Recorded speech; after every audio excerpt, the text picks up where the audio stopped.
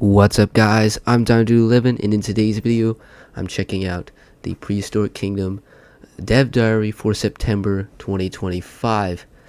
Now, I do apologize for not making a video in like the last 2 weeks, and also do want to say thank you so much to whoever on the Prehistoric Kingdom dev team saw one of my videos and actually commented on it on the last update 15 showcase. That's such a huge honor to be recognized by them, and honestly that's something that I never imagined would happen. So yeah, I'm super grateful for them for commenting on my video, and I have actually started a new build. Not going to show anything about it yet, but I have started it. You can take my word, I have started it.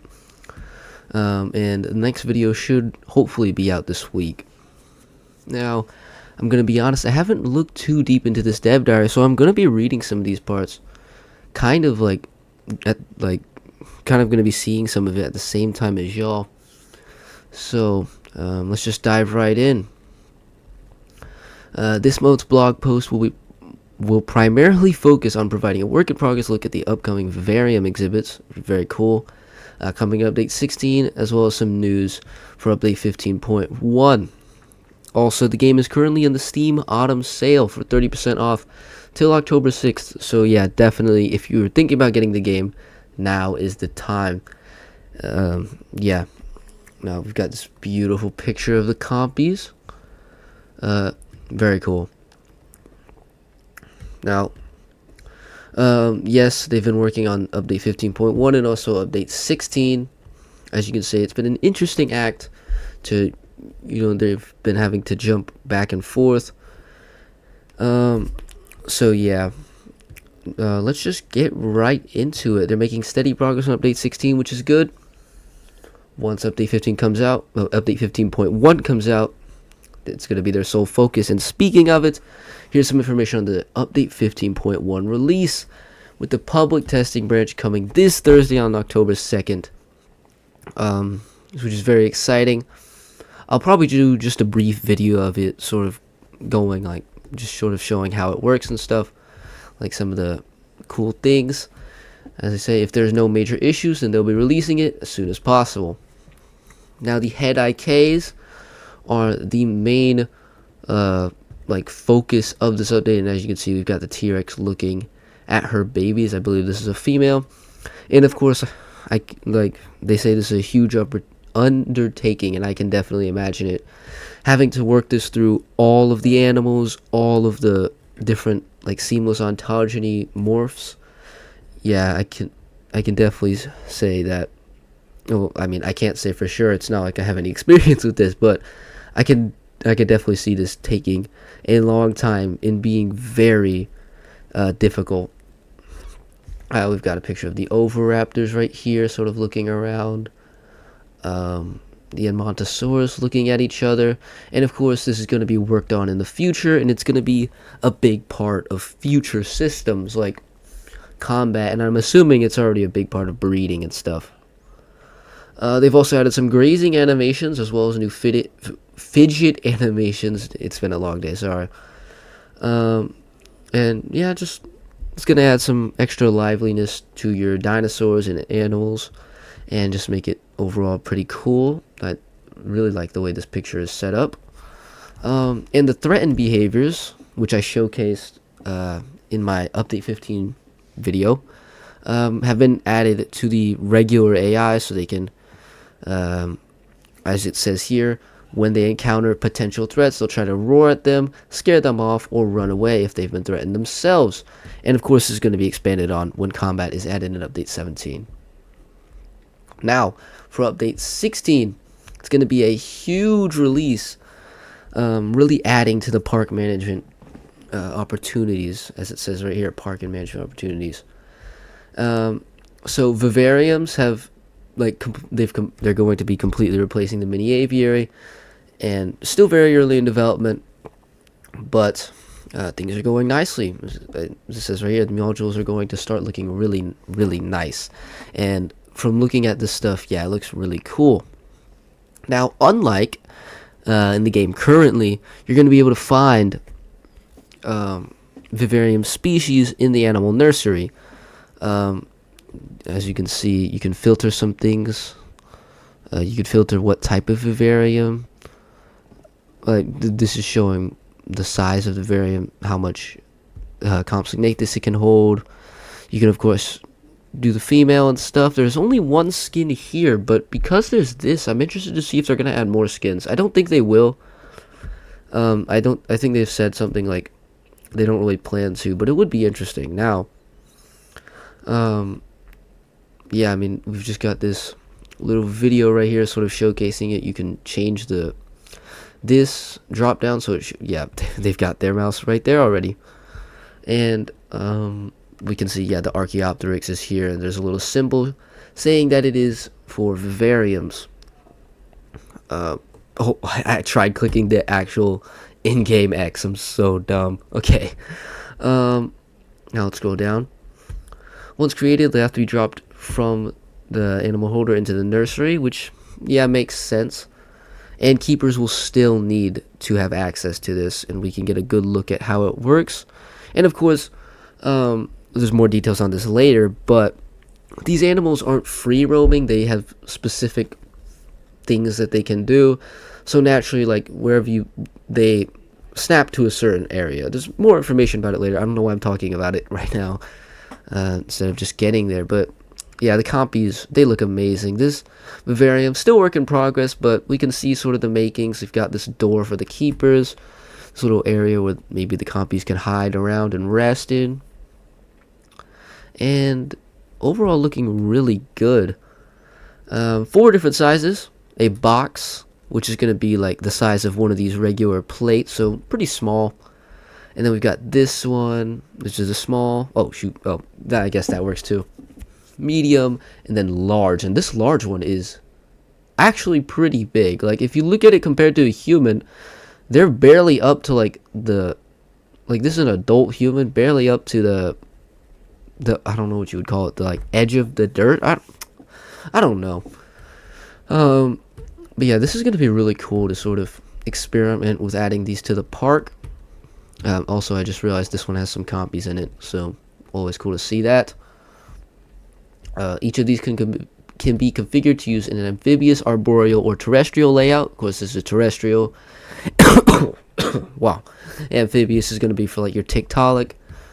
Arboreal is going to be for like the Yi, Archaeopteryx, and Microraptor, and of course, whatever else they reveal.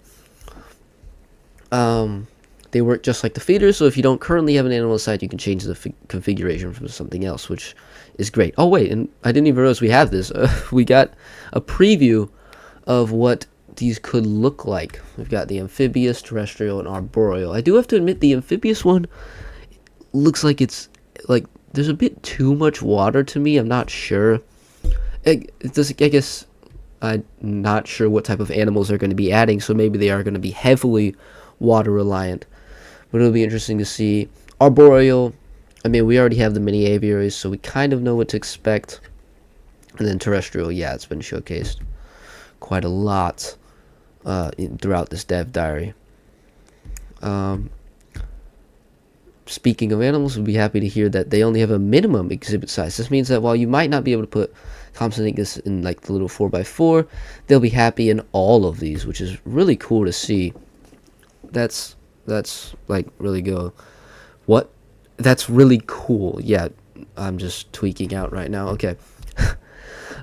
We are going to be able to customize the vivarium by changing the walls.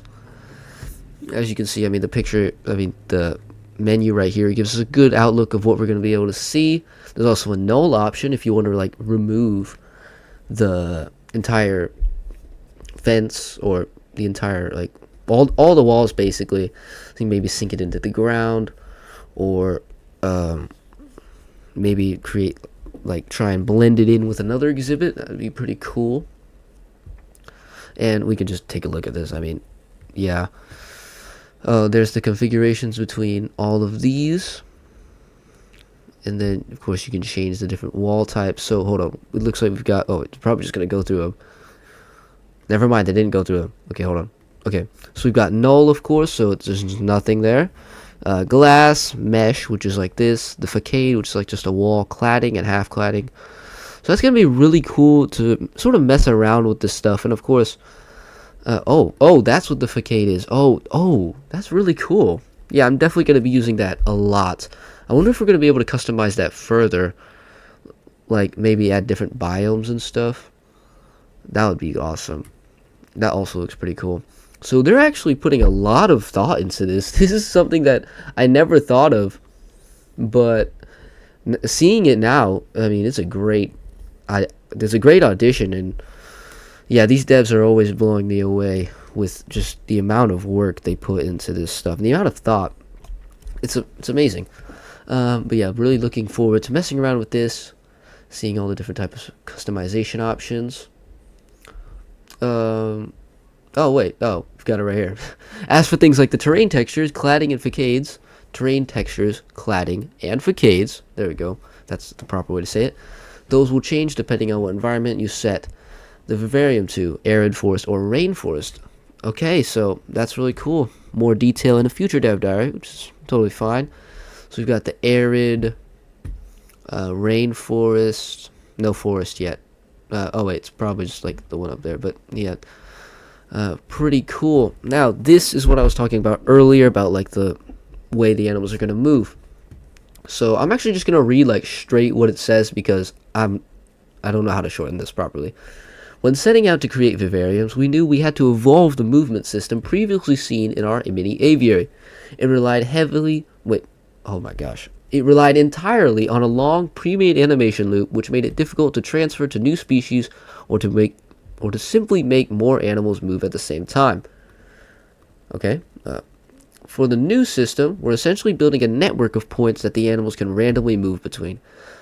They're able to take diverging paths, backtrack, and play a variety of adorable fidgets when they stop at a destination. How long they walk for is also random. There's quite a lot we need to do before the locomotion is polished, but hopefully you can see the potential of this new system in the video below. We'll be aiming to reduce sliding as much as possible and dynamically bend the neck and tails as they turn. And yeah, I've already seen this video, but the way they're handling this is actually, it's like genius.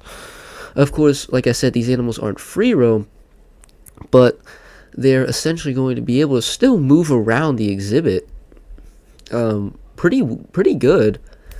And this is something that, again, I was like, when I'm pondering the mini aviaries, this is not something I thought about. It was like, yeah, they'll just run through determined loops, but no, this is actually really cool to see.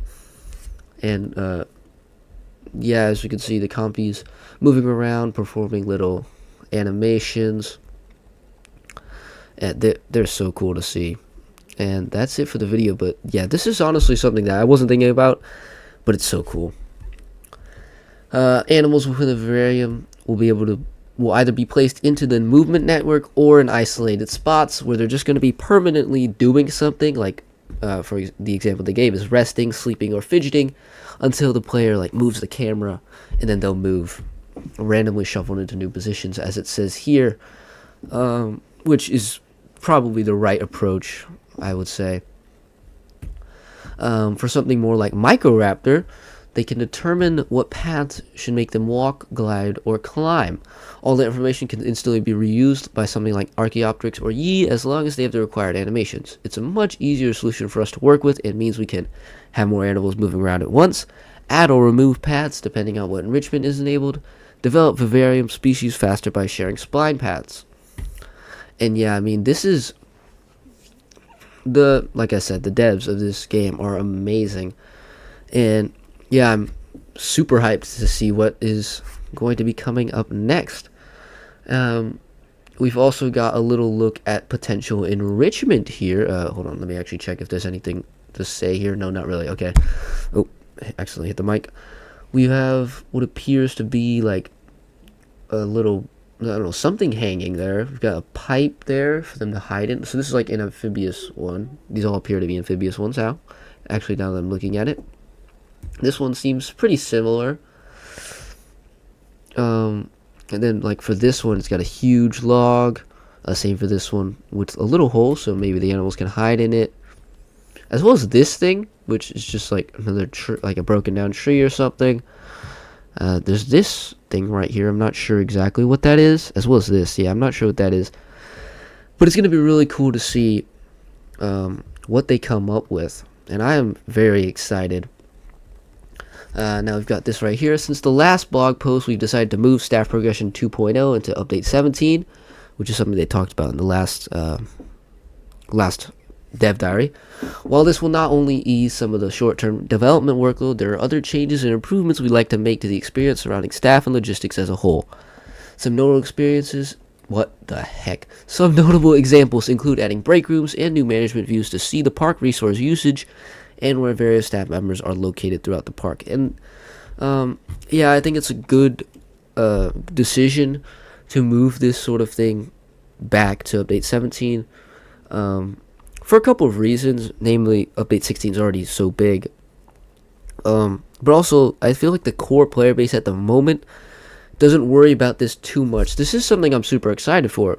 You know, more the management like things in the game, but also update 17 isn't actually that big of an update when you think about it. It's going to be having combat and a bunch of animals, but then nothing else. So this is going to be a way to beef up that update as well to get more people excited for it.